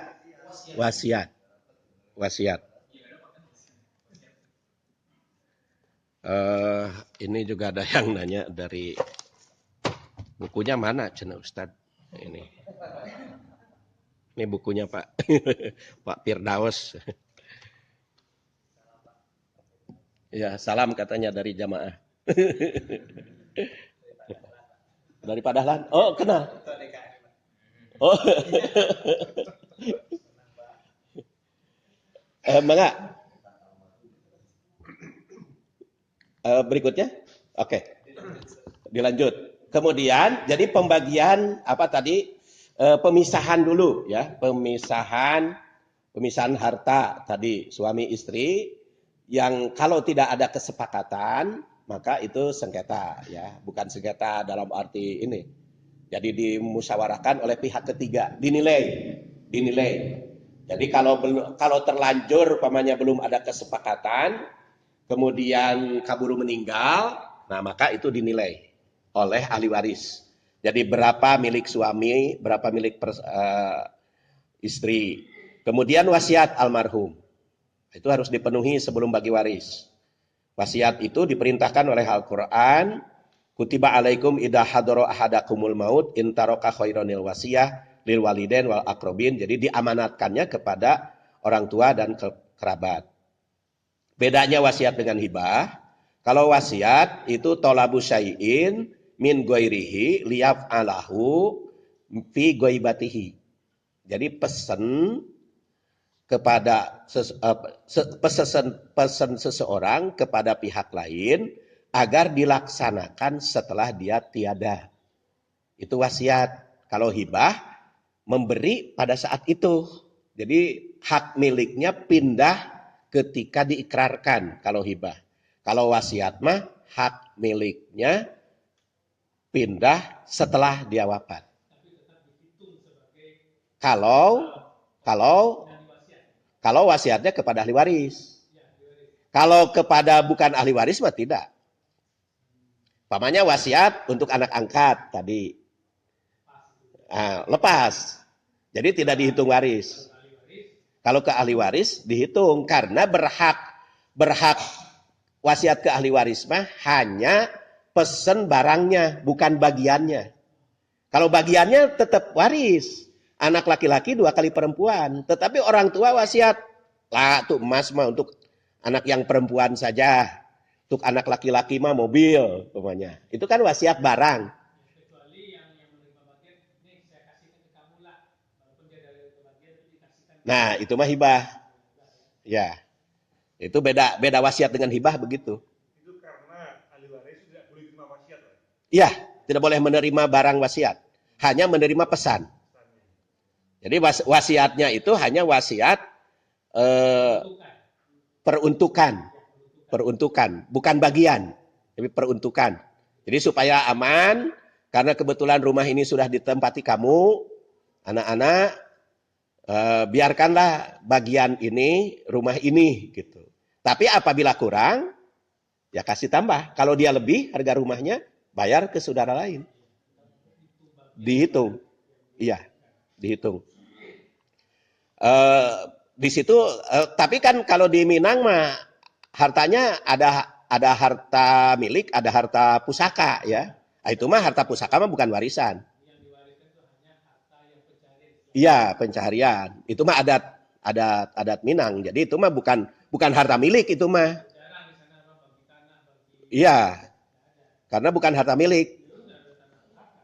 Pusaka itu hak guna pakai aja. Dan jalurnya melalui perempuan. Maka hak pakai. Makanya laki-laki nggak betah di Minang ya.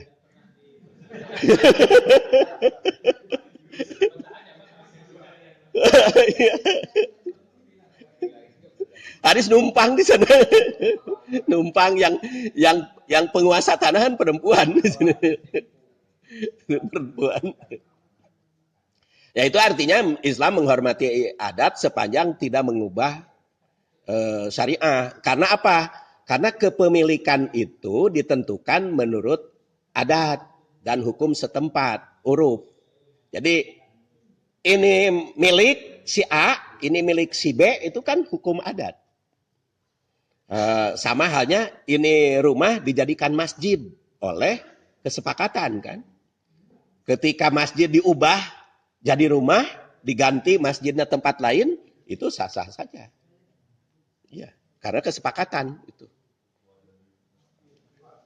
Enggak?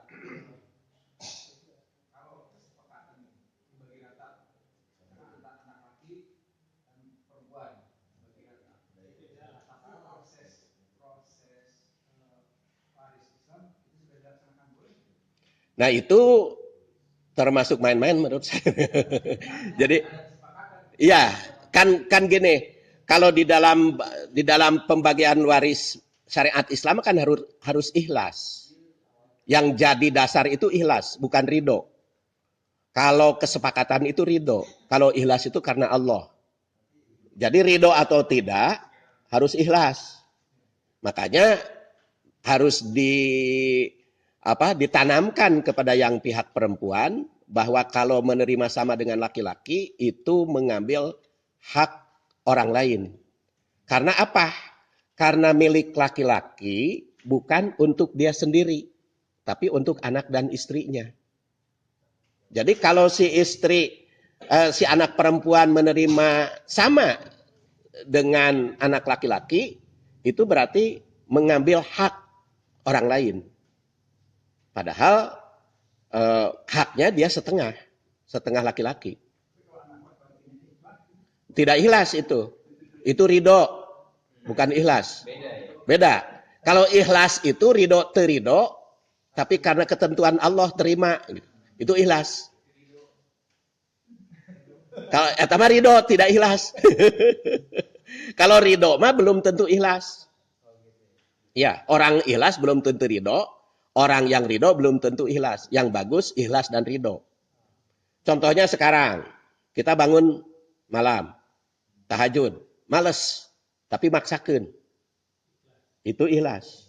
Tapi tidak ridho. Karena hatinya nggak geremet. Tapi maksakan, tetap dapat pahala. Karena dia ikhlas. Sebaliknya sekarang, males, udah aja tidur. Itu ridho, tapi itu ikhlas itu. Ikhlas itu kan mencari ridho Allah. Murni mencari ridho Allah. Jadi kalau murni mencari ridho Allah, ridho terido, sepakat tidak sepakat. Karena mencari ridho Allah, begini, itu ikhlas. Itu yang dapat pahala. Makanya saya katakan tadi, dari sudut syariah mah, itu nggak benar bagi Rata itu, karena itu tidak ikhlas. Terus yang kedua, dari sudut ruh pembagian waris, kenapa laki-laki lebih banyak? Karena dia harus membahagiakan anak dan istrinya. Jadi kalau si suami itu menyerahkan kepada saudaranya, berarti mengambil hak anak dan istri. Dia akan mendahulukan saudaranya berarti. Padahal yang berhak dia dapat anak dan istrinya. Berarti kan itu mengambilkan. Iya, tapi itu anak istri dia. Anak dan istri dia. Padahal yang berhak menikmati itu kan bukan dia sendiri. Tapi anak dan istrinya. Sekarang oleh si suami, oleh laki-laki itu diridhokan kepada adiknya perempuan. Berarti dia mengambil hak anak dan istri. Makanya kalaupun mau nanti sudah diterima, kebetulan yang laki-laki itu kaya, mau dihibahkan kepada saudaranya silakan saja. Tapi atas kesepakatan istri dan anaknya. Karena itu kan harta mereka. Harta mereka. Sama halnya kemarin tuh ada kasus suaminya meninggal. Jadi si almarhum itu dulu punya istri. Punya anak. Terus istrinya meninggal dapat warisan. Setelah dapat warisan dari istri pertama, menikah lagi. Dengan perempuan sebagai istri berikutnya. Tidak punya anak. Nah ternyata kemarin tuh tahun yang lalu ya meninggal.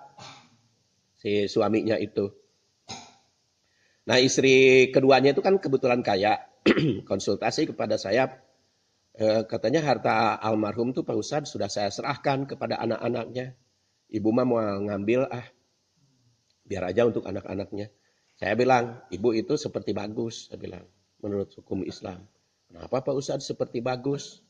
Ya tapi kalau menurut syariat Islam enggak bagus. Kenapa? Karena tidak menjalankan hukum Islam. Itu satu. Jadi tidak beribadah, saya bilang. Kedua, kalau ibu serahkan milik ibu ke anak almarhum, yang memanfaatkan hanya anak almarhum. Tapi kalau ibu yang ngambil hak ibu yang 1/8 itu, ibu bisa berinfak, bisa menyantuni orang miskin, bisa fisabilillah, bisa nyumbang masjid, bisa umroh, bisa haji. Bisa, yang saya sarankan kalau kepada ahli waris itu, sekarang saya sering menyarankan, janganlah menyumbang para ustadz, para kiai itu dengan mengumrohkan, saya bilang. Karena mengumrohkan mah itu mah individual. Lebih baik kalau ahli waris mau menyumbang, biayai mereka para pengurus masjid yang belum doktor, saya bilang biayai kuliahnya sampai doktor. Coba bayangkan kalau kita seluruh yang bagi waris menyisihkan hartanya untuk membiayai kuliah para pengurus masjid. Kan akan berkualitas pengurus masjid kita. Itu yang sering saya. Karena banyak ahli waris itu guru ngaji umrohkeun, guru sekolah SDIT umrohkeun. Itu seperti bagus menurut saya. Insan. Seperti bagus. Makanya sering saya katakan itu seperti bagus. Padahal infak itu man anfaqo nafaqatan padilatan li iyadi marid falahu asyru amsalihah. Barang siapa yang berinfak untuk yang sifatnya sosial nilainya 10. Tapi kalau fisabilillah yang produktif itu 700. Kan kalau sekarang para muadzin, kemudian imam masjid, guru ngaji dikuliahkan, itu menurut saya 700 kali lipat. Karena dia mengembangkan ilmu bermanfaat untuk anak-anak. Saya sering menyarankan dan alhamdulillah mulai gitu ada gitu ahli waris itu. Ya nantinya mah menurut saya nantinya, tapi kalau sekarang setara insan ngamek kan melanggar hukum adat itu. Coba biaya tahlilan. Itu kan puluhan juta, Pak. Biaya tahlilan itu kan puluhan juta itu. Apalagi kalau ngaji Qur'annya 1 minggu. Itu sampai 150 juta biayanya. Coba kalau 150 juta 3 mahasiswa itu jadi dokter. Kalau kuliah di UIN. UIN itu kan S3 itu cuma 50 juta sampai selesai. Iya. Itu kan biaya kuliahnya 7,5 per semester. Jadi UIN itu. Coba kalau yang wafat dari sebagian warisnya. Wah, dokternya banyak di kita. Kita dahulukan aja orang-orang masjid gitu. Kenapa tidak ikuti perguruan tinggi ada teken kontrak kan? Kan kontrak pokoknya sekarang masjid yang teken kontraknya. Biayanya dari yang warisan, ganti biaya tahlilan 150 juta nyekolahkan 3 pengurus masjid. Saya yakin itu akan maju fisabilillah. Tapi kan kalau ngambil biaya tahlilan diprotes oleh umat. Katanya anti tahlilan. Tapi kita hitung dari rumusan-rumusan hadis tadi. Infak yang mana yang bermanfaat gitu. Kemudian syarat wasiat harta bukan untuk ahli waris. Kemudian harta yang diwariskan tidak boleh melebihi 1/3. Lalu itu hadisnya tadi. Kemudian tidak boleh bertentangan dengan ketentuan syariat Islam. La ta'ata fi maksiatillah. Kemudian sebelum bagi waris juga biaya pengurusan jenazah. Jadi tadi dipisahkan, setelah dipisahkan wasiat, utang, setelah utang, wasiat, lalu biaya pengurusan jenazah. Itu diambil dari harta almarhum. Lumayan biaya pengurusan jenazah juga kan. Sekarang mah. Kalau borongan ke Masjid Istiqomah itu berapa? 2 juta ya. Itu mulai dari memandikan, mengapani, sampai mengubur. Tapi kalau mau dikubur di kampung, biaya ambulan ada tambahan kan. Nah itu kan bisa diambil. Kuburan itu ke Sinaraga juga bayar kan, kontrak. Tapi menurut saya jangan terlalu lama kontraknya. Biarlah kuburan itu ditumpuk aja. Secara syariat Islam kan begitu. Bayangkan Bu, penduduk kota Bandung sekarang 3 juta. 3 juta orang. Jadi 100 tahun yang akan datang butuh tanah kuburan 6 juta meter. Habis itu oleh kuburan. Makanya syariat Islam kuburan tidak boleh permanen. Jadi kalau diterapkan hukum Islam itu lebih efisien. Sekarang kan mahal tuh biaya kuburan. Makanya wasiat, tidak perlulah wasiat mau dikubur di mana. Terserah orang hidup mau dikubur di mana. Tapi wasiat orang yang dikubur di mana itu wajib dipenuhi nggak Pak? Kalau wasiat dia tidak dikubur di mana itu wajib bisa dibatalkan. Karena wasiat itu bertentangan dengan syariat. Karena menurut syariat Islam, di mana dia meninggal, di situ dikubur. Jadi kalau ternyata meninggalnya di Mekah, harus menjalankan wasiat, berapa itu biaya? Jadi boleh dilanggar itu. Kemudian biaya hidup istri, tadi sudah. Lalu zakat infak sodakoh, 2,5%. Nah, alhamdulillah. Kemudian teknik pembagian waris itu di dalam surat An-Nisa. Jadi tapi pada prinsipnya sudah disampaikan duhur kita itu 11.50. Berarti kita punya 6 menit lagi. 11.40 untuk wudhu. 10 menit. Enggak. Ini ketika suami istri sama-sama bekerja. Iya. Harta istri pasti hanya ada istri saja. Karena kan tidak ada kewajiban istri untuk menafkahi suami. Tapi kalau harta suami, itu karena ada kewajiban suami menafkahi istrinya, berarti ada sebagian harta suami yang milik. Iya. Betul. Jadi beda. Ketika meninggal suami, harta istri utuh. Tapi ketika meninggal istri, harta suami itu melekat di dalamnya ada saham istri. Karena ada kewajiban suami menafkahi istri. Makanya tadi yang 1 tahun itu dinikmati oleh istri. Makanya kalau hukum Islam diterapkan, istri itu memang tidak ada yang sengsara. Ditinggal wafat suami itu. Tidak akan ada yang sengsara kalau hukum Islam diterapkan. Kalau dia punya anak, kan anaknya dibiayai oleh harta warisan dia. Kalau dia tidak punya warisan, kan tanggung jawab ahli waris almarhum. Jadi sebetulnya kalau hukum Islam diterapkan, tidak akan ada janda sengsara. Ya. Karena memang sudah subur, sudah makmur. Makanya kalaupun mau nikah, cari aja pengangguran. Dalam rangka pemerataan, Pak. Ini mau orang kaya dengan kaya lagi. Atau numpuk. Coba kalau orang kaya. Iya, jadi pemerataan. Yang miskin tetap miskin, yang kaya tetap kaya.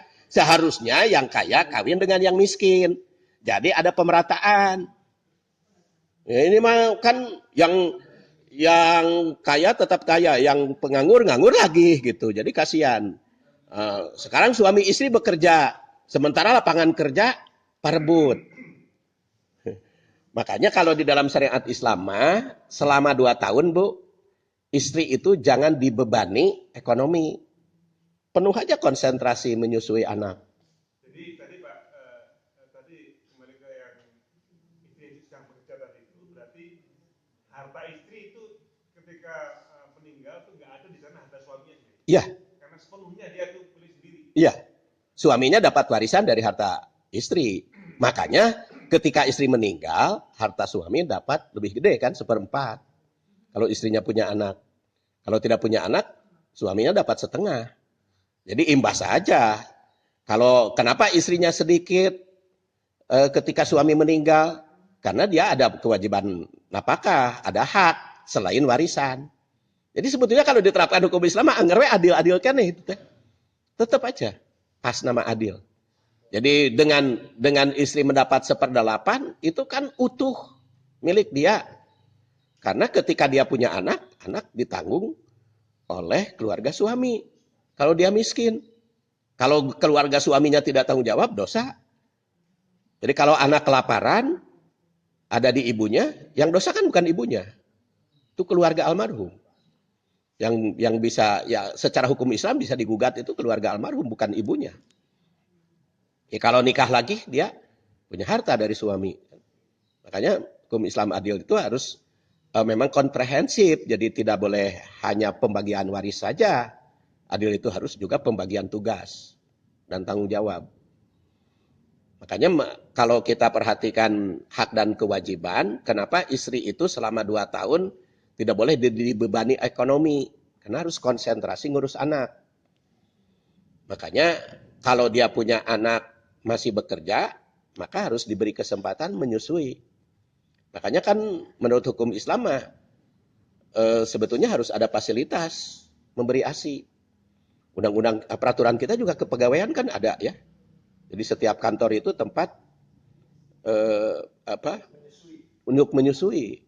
Jadi kan 4 jam sekali anak harus menyusui. Berarti kan harus tapi kan sekarang mah ingin praktis. Jadi susunya ditabung di kulkas yang dikasihkan oleh pembantu. Maka doanya untuk pembantu nanti. Kan doanya apa, Bu? Kalau sudah dewasa. Robbirhamhuma kama robbayani sogiro. Ya Allah, curahkanlah kasih gemilang sayangmu kepada kedua orang tuaku. Cek Allah teh seperti apa kasih sayang aku kepada mereka? Seperti mereka menyayangi aku. Loh, kan ketika kamu kecil, mereka tidak ngurus. Ya kasih sayang Allah juga seperti itu. Jadi itu hukum sebab akibat itu. Hukum sebab akibat. Semakin konsentrasi ngurus anak ketika kecil, doanya nyalur kita. Tapi kalau diserahkan ke pembantu, baby sister, doanya untuk baby sister dan pembantu juga. Nah, kan walad, Pak. Waladin solihin istilahnya. Walad itu anak, bukan hanya anak kandung, anak siapa saja. Makanya kalau bapak dan ibu tidak punya anak, nggak usah putus asa. Urus aja anak orang lain. Kasihan, Pak. Kasihan. kan tidak punya anak itu bukan kahayang. Kasihan. Jadi ngurus aja anak orang lain. Kan nanti kamarobayan isogiro doanya. Tetap doa anak itu bagi yang ngurus. Jadi tidak usah putus asa tidak punya anak. Minimal disusukan. Ya. Disusukan ke yang susunya. Kalau ingin dibawa. Kalau kita ngangkat anak asuh dari bagusnya memang dari kecil disusui oleh keluarga, oleh adiknya, oleh saudara, supaya apa? Supaya dewasa bebas mahram. Kan kalau anak angkat kita laki-laki, istri kita bukan mahram. Jadi di rumah kudu nutup aurat kan? Berat itu. Tapi ada bagusnya kalau bukan mahram. Begitu istrinya wafat, kan anak angkat bisa dinikah oleh suaminya. Kan dileleti geus diurus, geus gede dibikin kabatur.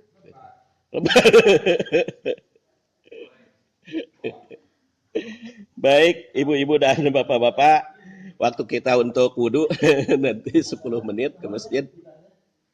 Jadi kita akhiri saja perjumpaan kita pada pagi dan siang ini. Kita tutup dengan subhanakallahumma wa bihamdik asyhadu an la ilaha illa anta astaghfiruka wa atubu ilaik. Assalamualaikum warahmatullahi wabarakatuh.